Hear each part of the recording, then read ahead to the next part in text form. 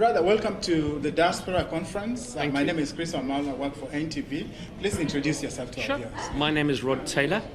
I'm the Chief Development Officer for the Aberdare Hills Golf Resort project in Naivasha, Kenya. Mr. Taylor, I know you have you're here to the conference. Specifically, what brings you to this conference? Why are you here? The project that we're developing in Kenya is an international project. We've got a lot of people from the Kenyan diaspora that are inquiring about the project. People that are looking to come back either as a holiday home, second home, or actually people coming back to live back into their home country. And therefore, we felt it was a really good thing to do, to come out and to be here on the ground and present the project to people so they could get a first-hand experience on what it's like and what we're aiming to do. Taylor, again, specifically for those ones who are not here, who are not able to see your presentation, and those ones watching you right now, what is it that you have for them, for the diaspora? What products do you have for them? We've got a mixture. We've got a range of products to offer. On the real estate front, there are holiday homes, there are larger villas for people to come in and buy. We are developing Kenya's first internationally recognized PGA golf course. We are bringing in hotel investors and operators. We're looking at the individual diaspora person to come in to invest within the project. We're looking for companies, multinationals that are looking to bring investment into East Africa to target a project like this. Is this your first time to speak to the diaspora about We've spoken to the diaspora on an individual basis.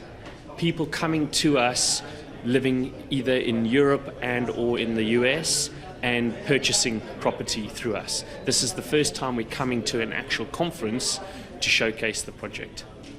I know for sure that many, personally I know my friends who really want to build or to buy real estate back at home. Yeah. But as you may be aware, there's been the issue of this lack of transparency, accountability. Many people have lost their investments. How secure is Aberdare Hills and in terms of this investment? I completely agree. People have come in looking at projects and been burnt. What we're doing here, which sets us apart, is our board of directors is chaired by the Honourable Charles Njonjo. We have an international board of directors, both here locally in the US as well as in Kenya. It's a 100% Kenyan-owned company. People that are investing in the project get to see they don't pay before delivery. So when it comes to payments for their homes, unless the home is at a stage, they don't pay for it.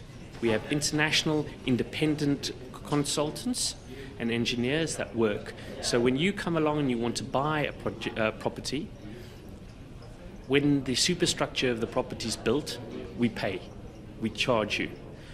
When the internal work of the house is done, you get billed. So there's none of this, give us 50% now and we'll build it in 2 years. As we build, people will have a level of comfort that they can see the thing coming out of the ground. I'll open it up to my sister. She has a question. Hi. My name is Casey. I'm with K360 TV, and I wanted to ask a lot of diaspora members are going back home for events like weddings and stuff like that. Do you have a package or do you have a selling point where your business education for that? One of the things about the project that we're looking to do is to create a world-class conferencing and center, whereby you've got a 5-star hotel for the catering aspect, you've got spas, you've got restaurants, and you've got the conference facilities, much like you've got here, whereby people can come. There's a wedding hall, and you have the luxury of the surrounding area. So yes, there is that. And then you talked about it being the only PGA golf course in the country, and we all know, like in Kenya, a lot of golfing is considered to be for the wealthy, so to speak.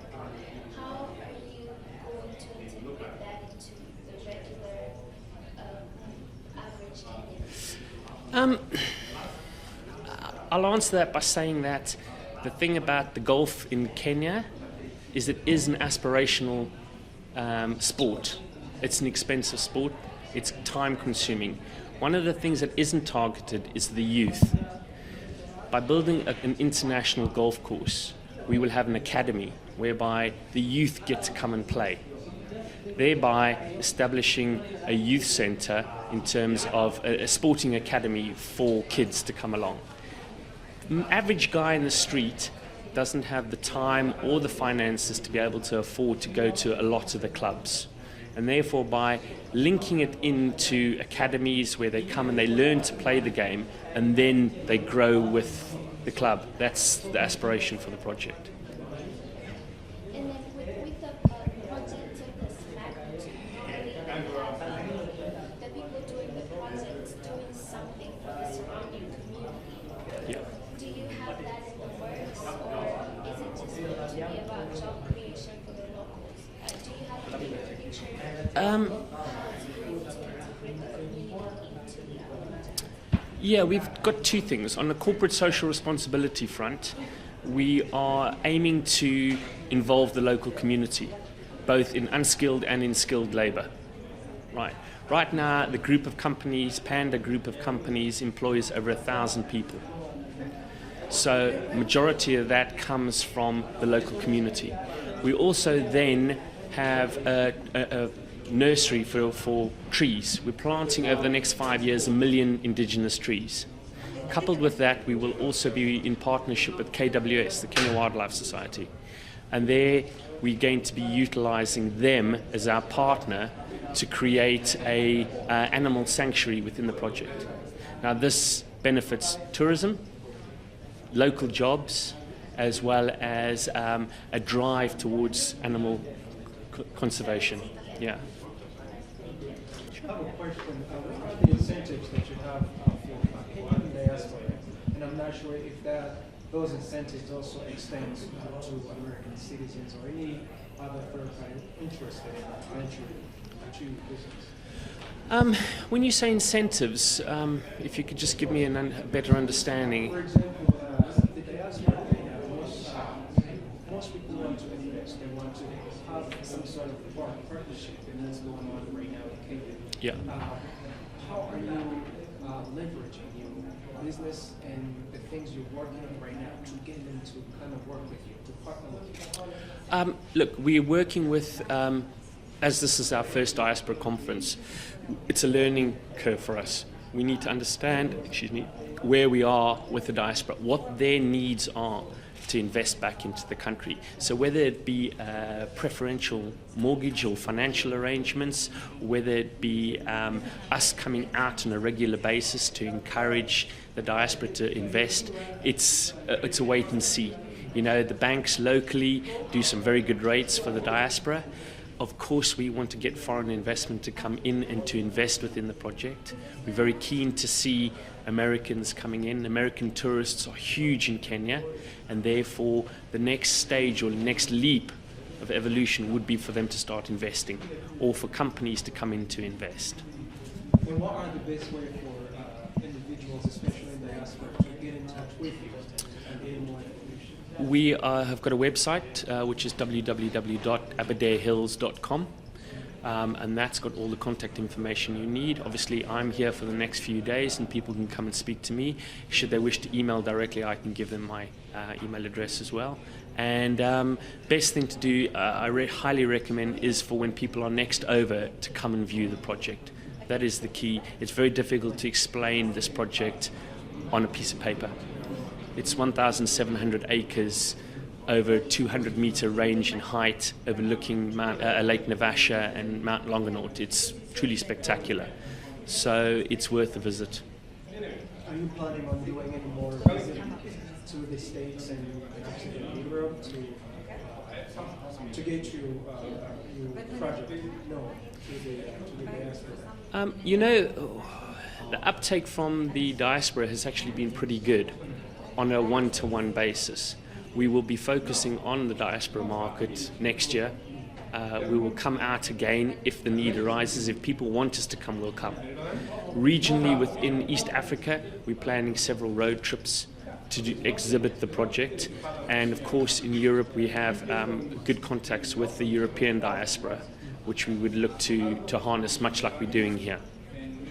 Fantastic.